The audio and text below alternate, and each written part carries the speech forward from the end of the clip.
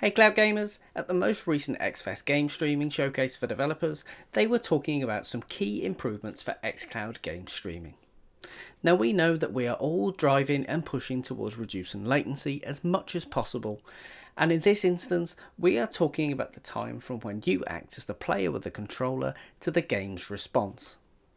Microsoft recently talked heavily about the improvement of fidelity, latency, and optimizing for the best mobile experience. But what are they specifically talking about, and how do we break it down into very simple terms?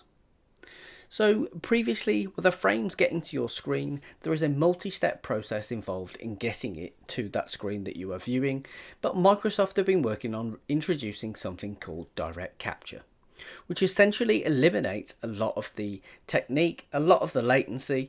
So with the current process, as an example, the latency figure is somewhere around 74 to 75 milliseconds.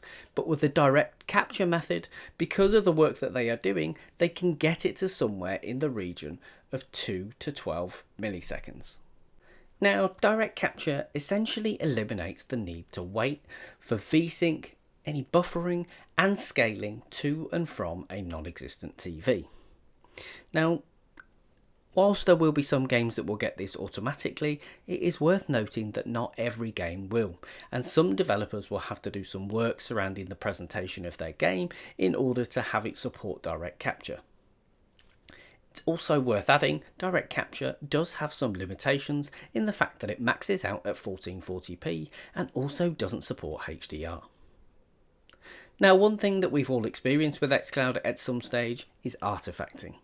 And a lot of this may happen during the scaling process itself, which does also add latency. And that is something that is even more pertinent with the launch of Samsung's Gaming Hub at the end of June, and as we look forward to more TV apps featuring xCloud at some point in the future. It has to be said, we think this is a fantastic feature set that is being worked on, bringing some real tangible improvements to xCloud, continuing to make it a service to be watched, especially as we head further into the later in the year, where keyboard and mouse support is due to drop, but also the potential of being able to purchase titles in the cloud. What's your experience like on xCloud? Don't forget to let us know in the comments below, and also don't forget to check out our video for WASD if you don't want to wait for that keyboard and mouse functionality to drop on xCloud. Thanks for watching Cloud Gaming Extreme, and we will see you next time.